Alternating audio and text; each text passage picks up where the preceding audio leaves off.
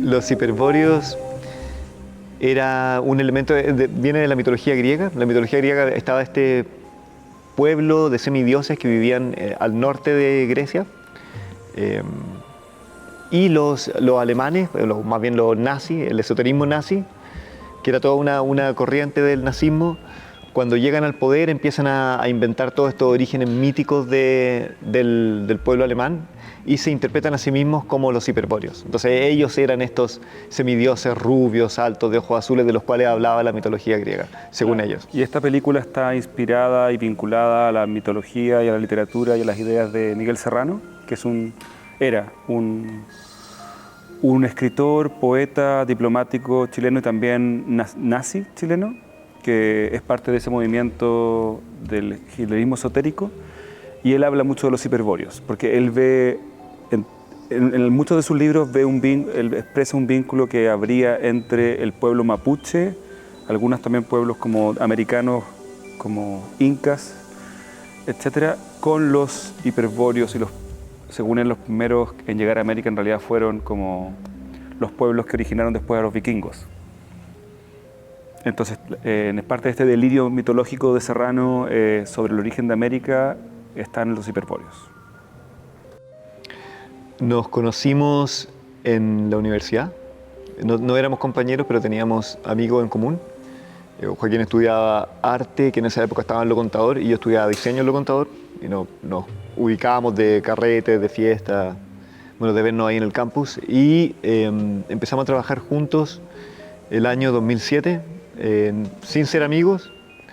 Yo estaba trabajando en animación, voy a contar mi versión. Yo estaba trabajando en animación y estaba buscando un poco de gente con la cual trabajar, como me sentía un poquito huérfano, y la gente que conocía que hacía animaciones no tenían tantas cosas en común conmigo. Fui a una exposición de Joaquín, vi unos dibujos de gran formato a carboncillo que estaba haciendo y pensé que podíamos hacer algo juntos y que podía resultar algo bueno. Y le propuse hacer algo juntos y hicimos el cortometraje Lucía, para el cual también llamamos a nuestro amigo, o sea, que no era nuestro amigo en esa época, ahora nuestro amigo, ahora nuestro amigo y socio, de hecho, desde entonces. Esto fue hace 15 años. Llamamos a Nail Satala, que era este gringo que había llegado hace poquito a Chile y que estaba también como buscando gente con la cual colaborar. Y hicimos este corto Lucía, que era un corto hecho en una habitación sobre el proceso de hacer dibujos y borrar dibujos. Y hubo mucha química creativa entre nosotros tres. Y creo que, bueno, desde ahí nace Diluvio, que es nuestra compañía productora, y también nace la colaboración entre nosotros. Después de terminar La Casa Lobo, nosotros cambiamos de taller y nos fuimos a una casa que iba a ser demolida y la usamos temporalmente como taller. Y era una casa que no contaba con tanta seguridad. Le pusimos alarma en un momento, y después se echó a perder esa alarma. Y en ese intertanto en que la alarma estuvo mala, se entraron a robar. Era como de esperar, nosotros teníamos computadores ahí y no éramos muy cuidadosos en ocultarlo. Teníamos computadores, cámaras, equipos y entrábamos y salíamos constantemente de ese lugar. Y nada, una noche se entraron a robar, no nos robaron todo lo que teníamos ahí, pero sí nos robaron varios equipos, cámaras, luces. Sí, lo único raro, hubo dos cosas raras en el robo, aparte de lo terrorífico que es que te roben una película y que te entren a robar en general, es que justo una cosa que yo no sé si está muy vinculada, pero que justo antes o una semana antes del robo hubo como una gran plaga de ratones que duró una semana y media, duró muy poquito, pero fue como medio traumático, no nos había tocado y estuvo vinculada con el robo. Y también que para otra cosa extraña, que es que para el arte de la película habíamos juntado algunas cosas que hacían referencia al mundo nazi, y habían 2 o 3 que se suponían que eran originales, que la compramos en Franklin, y que también desaparecieron en el robo. Entonces no hubo como más robos que lo estrictamente nazi y lo estrictamente fílmico. Bueno, y este robo ocurre durante la pandemia y por eso nos habíamos demorado un poco en hacer la digitalización de las cintas, porque una película, justo en pandemia empezamos a experimentar con 16 milímetros. Nosotros, La Casa Lobo, por ejemplo, fue hecha en digital. Si bien fue transferida después de 16 milímetros, y eso, pero Los Huesos, que fue otro corto que hicimos en pandemia, también lo hicimos en 16 milímetros. Y este mediometraje, Los Hiperbóreos, también lo hicimos en 16 milímetros. Y no lo habíamos digitalizado todavía, porque estaban los laboratorios cerrados, era medio complicado. Y ocurre en ese periodo, y nos robaron la película. Bueno, la primera gran diferencia es que la película anterior estaba hecha completamente en 16 milímetros, en blanco y negro, y ahora lo que vamos a hacer es grabarla principalmente en digital y unas partes en 16 milímetros, y vamos a recrear el blanco y negro, aunque vamos a grabarlo a color. Lo único a color en la película va a ser algunos elementos como la madera y Antonia Guisen y su piel, que como un ser humano normal no tiene la piel gris. Pero en general esta es una gran diferencia a nivel de dirección de arte. Perdón. Sí. Sí, y respecto a diferencia, respecto a nuestro trabajo anterior en general, representa un gran cambio para nosotros esta película o el resultado, porque es la primera película, si bien no es la primera película que hacemos con seres humanos, porque lo más conocido quizás o lo más visible de nuestro trabajo es lo que hacemos en stop motion. Sí hemos hecho algunas cosas donde actuábamos nosotros mismos, por ejemplo, metidos en un traje. Pero esta es la primera película donde vamos a tener un trabajo más actoral, yo creo más de diálogo, de texto, de personaje, y para nosotros es un súper desafío hacer eso. Esta muestra está financiada, debo decirlo, está financiado por el Ministerio de Cultura, por el Fondart, y lo digo no solamente por cosas formales, sino porque es una muestra que postulamos como es un fondo de trayectoria, que significa que es un fondo que dice que estamos viejos como artistas, y que pero que también se supone que es como el resumen de o una versión grande de un montón de cosas que hemos estado haciendo antes, que de hecho yo creo que es... Lo es, claro. No es para nada una exposición que muestre trabajos de nuestra carrera, sino más bien es un resumen de cómo nos gusta trabajar. Y se gestó básicamente a través de un contacto directo con Matucana y de plantearles el proyecto.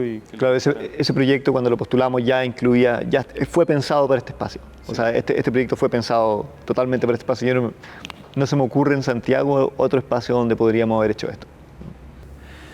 Yo creo que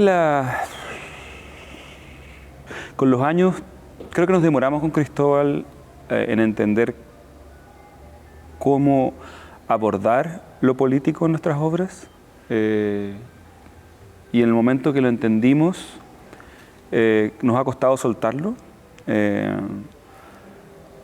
Yo tengo la sensación de que la creación de mitos, trabajar con los mitos nacionales y con el contexto geopolítico donde uno vive, en Chile es muy difícil de disociar de lo político, porque hemos estado atravesados los últimos 50 años en Chile por acontecimientos muy violentos y muy importantes como la dictadura, el golpe de Estado, todo el retorno a la democracia y esta como permanente sensación de que estamos construyendo y reconstruyendo la idea de nación, la idea de política.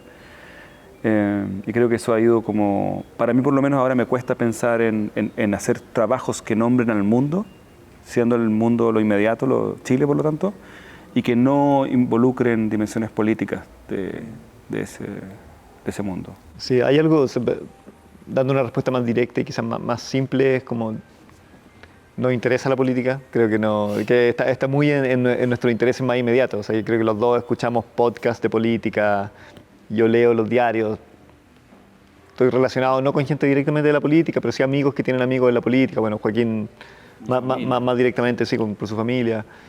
Sí, yo creo que para mí el ideal de obra es una obra que de alguna manera absorbe todas las dimensiones de tu ser, algo así. Y yo creo que lo que nosotros tratamos, y por eso nosotros aparecemos como personajes también en nuestra película, y acá en la exposición, y aparecen estos personajes de la política chilena. Justamente esta película se trata mucho de crear o de ir desarrollando una mitología propia, que es algo que ya hemos estado haciendo en otros trabajos, o una mitología nacional quizás. Sí, y todos estos elementos son parte de nosotros mismos, estas figuras que se han convertido en una especie de mitología nacional. Perdón, creo algo más. Creo que también pasa que por ejemplo, para el cine gringo, que tienen estos géneros como los superhéroes, que han creado sus mitologías, como el western originalmente, que fue como el primer universo mítico del cine gringo, y después lo que son ahora los superhéroes. Yo siento que es como una especie de continuación de eso. Y yo creo que para el arte chileno y esto es algo que siempre la gente alega, como por qué tantas películas sobre la dictadura, pero para el arte chileno yo siento que la dictadura todavía es el espacio mítico. Digo para el arte, pero también para el cine. Porque es como nuestro mito de origen un poco. El mito es el origen de nuestra época, de la época del ciclo político en el cual todavía estamos metidos. Entonces yo creo que hasta que no superemos este ciclo, como inevitablemente vamos a estar volviendo a esta mitología de origen. Inevitablemente vamos a estar reinterpretándola y volviendo a ella constantemente.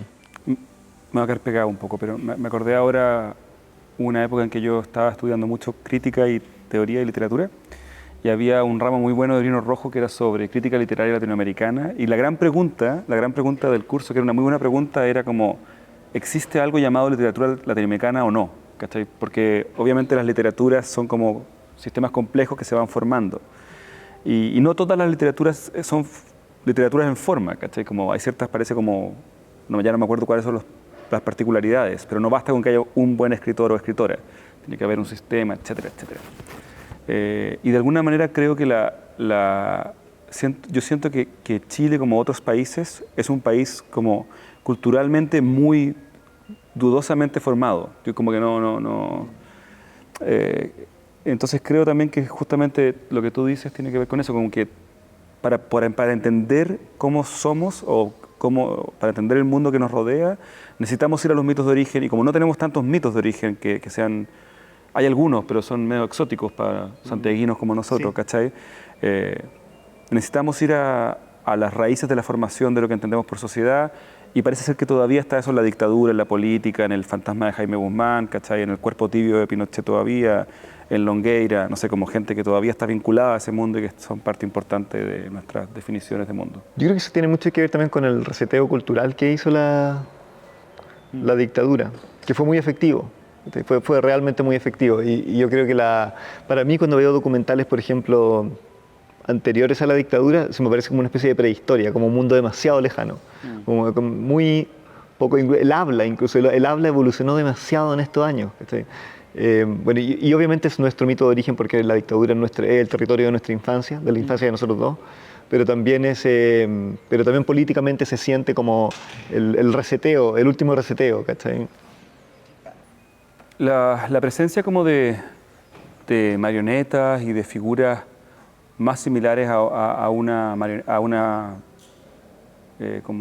personajes animados, responde a varias cosas. Responde, por un lado, que esta película va a ser nuestro segundo largometraje y la primera vez que vamos a trabajar definitivamente en la relación entre una actriz o un actor, lo mismo en este caso, y el mundo como animado, o la aproximación de la animación, aunque no va a haber tanta animación cuadro a cuadro, va a haber animación de personajes, de marionetas, etc.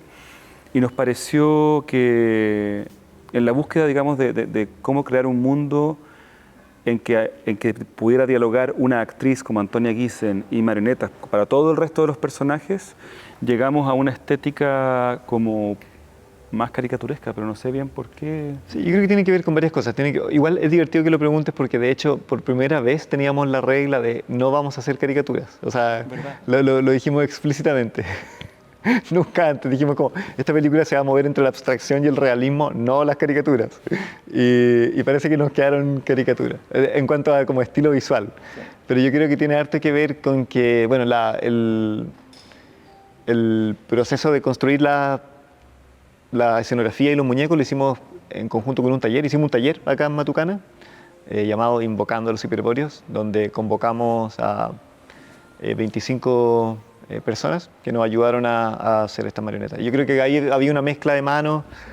Hay gente que tiene una mano más caricaturesca, hay gente que tiene una mano más realista. Yo creo que por ahí se metió. Y algo que a nosotros nos gusta mucho. Por ejemplo, en La Casa Lobo, que si bien quizás no salta a la vista tanto, pero nos gusta mucho esta idea de crear sistemas donde muchas manos pueden confluir. En La Casa Lobo estábamos haciendo la película, al igual que ahora, en distintos museos y galerías. Y de hecho, Matucana fue uno de los lugares donde filmamos, de hecho, la última escena de la película. Y pasaba que en estas galerías y en estos museos la gente llegaba, los visitantes llegaban y nos pedían, o nosotros les decíamos, como, ¿quieres entrar a animar un rato? Y hay momentos de la película en que los personajes se transforman en personajes de anime, de manga. ¿Cachai? Porque entraron justo ese día, entraron unos adolescentes que les gusta dibujar manga y los ojos se les ponen así a los monos. Y a mí me parece muy, muy bonito eso. Sí, hay una cosa más sobre lo caricaturesco que creo que tiene que ver con algo que quizás lo vamos a lograr por primera vez, hacer algo que hemos querido, creo, hacer mucho, que es hacer una comedia. Nosotros muchas de las ideas de nuestras películas son Estás como... siendo optimista de que lo vamos a lograr. Sí. Son bromas muy chistosas para nosotros durante el proceso de guionización y de tirar ideas, y nos quedan películas de terror. Pero el otro día hicimos una lectura del guión con el equipo ampliado y todo el mundo Se reyeron mucho. se reía. Sí. Sí. De lo malo que es. No, se reían. No, el otro día hicimos una lectura de guión y todos se reían durante el proceso de lectura, así que supongo que tenemos la posibilidad de hacer una comedia por primera vez. Una regla que tenemos cuando hacemos exposiciones con la idea de mezclar nuestro lugar de trabajo y de producción artística con un lugar de exposiciones es que no tenemos una regla, no tenemos expectativas fijas sobre qué queremos que la audiencia, el público, las personas hagan en interacción con nosotros, y más bien dejamos como una especie como de espacio abierto para interactuar con las personas, y esperamos que lo que sí siempre pasa es que esperamos que la exposición sea una cosa que cambia todo el tiempo. De hecho, recién entraron unas personas y había como unas ruedas tiradas por ahí y estábamos cantándole feliz cumpleaños a Cristóbal porque estaba de cumpleaños, con una torta, y esas cosas es parte de la exposición. Sí, yo creo que es difícil de contestar qué esperamos como resultado de hacer este tipo de exposiciones, porque justamente hacemos este tipo de exposiciones porque queremos concentrarnos en el proceso y no en el resultado. Como justamente queremos hacer de nuestros procesos de obras nuestras obras. Sí. Y queremos que nuestros resultados sean procesos también. Entonces queremos confundir esas dos palabras, de alguna manera, proceso y resultado. Y esta exposición es otro intento en esa dirección. Esta producción titulada Los Hiperbóreos es novedosa para nosotros en particular porque es la primera vez que vamos a hacer una película de ficción en que una actriz establece un diálogo con marionetas y con el mundo más próximo a la animación. De alguna manera para nosotros con Cristóbal es como una película bisagra también entre el mundo de la animación propiamente tal y de lo que se denomina en el mundo de la animación live action, que es básicamente las películas comunes, con actores comunes y corrientes, no sé. Y como innovación, así como para el mundo del cine, no tengo idea si hay alguno. No lo sé. Sí, o sea, no sé si podría nombrar uno en específico, pero yo creo que algo que nosotros nos esforzamos mucho es porque haya mucha inventiva en nuestros trabajos, es decir, que haya muchas soluciones materiales y soluciones técnicas extrañas en cada escena de la película. Y eso es parte de la entretención, como eso es parte del tener entre manos al espectador. Y en La Casa Lobo había mucho de eso. Creo que una cosa que para nosotros también es bastante novedosa es que vamos a grabar toda la película acá adentro, en el galpón. Y tú como espectador cuando veas la película vas a entender eso. Tú vas a ver el galpón, vas a ver los sets y luego vas a ver un viaje por el cual a la vez vas a saber que estás en un galpón y que todo es un set. Va a ser evidente a tus ojos. Pero también vas a poder entrar, espero, en la ficción y emocionarte con el personaje y seguir la historia, etc. Entonces queremos que esas dos cosas ocurran al mismo tiempo. Las pinturas las empezamos a hacer hace como 4 años, cuando terminamos La Casa Lobo, y fueron parte del proceso de escritura de la película. Entonces las pinturas las empezamos a hacer imaginando que eran afiches de una película inexistente. Y fuimos descubriendo los personajes de la película y fuimos descubriendo la historia con esas pinturas al mismo tiempo que el guión fue apareciendo. Entonces ese fue el rol en el proceso. Y ahora funcionan como... Yo me la imagino acá, como ese espacio en los cines antiguos más bien, en los cines chicos donde estaban los pósters de las películas que habían mostrado antes de que entrara a ver la película. Claro, solo con la diferencia que las películas esas todavía no han sido hechas. Claro, sí. Y esta tampoco. ¿Hay algo medio endemoniado con la...? No. hay algo, no, hay algo muy normal en el casting de Antonia. Cristóbal, de hecho, hizo la mayor pega de buscar como actrices más o menos del perfil que estábamos buscando, que tenía que ver con cómo se veía, edad, etcétera, que era súper difícil porque hay muchas actrices de 30 años dando vueltas en el mundo en Chile. Yo creo que de hecho fue difícil porque había muchas personas como muy buenas para el casting. En mi caso particular, a mí lo que me enamoró de Antonia como actriz es que es una actriz que puede como sostener una escena con muy poquito. Como de las personas que yo vi, fue la que encontré que era más como que le ponían una cámara al frente, o daba la impresión de que le ponían una cámara al frente, como una cierta iluminación, y miraba para el lado y aguantaba la escena como 20 segundos, ¿cachai? Y decía dos cosas, una cosa no decía nada.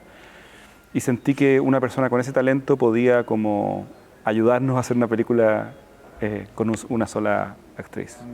Yo creo que también ha habido una conexión intelectual importante con ella. Como entiende muy bien lo que hacemos, entiende muy bien la rareza de nuestros procesos y está dispuesta a acompañarnos en eso y a ser parte de eso, que no es algo muy obvio, porque trabajamos de una manera muy caótica para los estándares de la producción de cine, y Antonia es alguien que está muy abierta a este tipo de procesos más enrevesados. Claro, tanto que de hecho cuando empezamos a hablar con Antonia teníamos una especie de guión que después se transformó en 2 guiones distintos.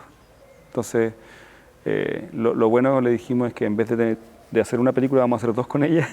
Lo malo es que, claro, lo difícil es que tiene que acomodarse todo el tiempo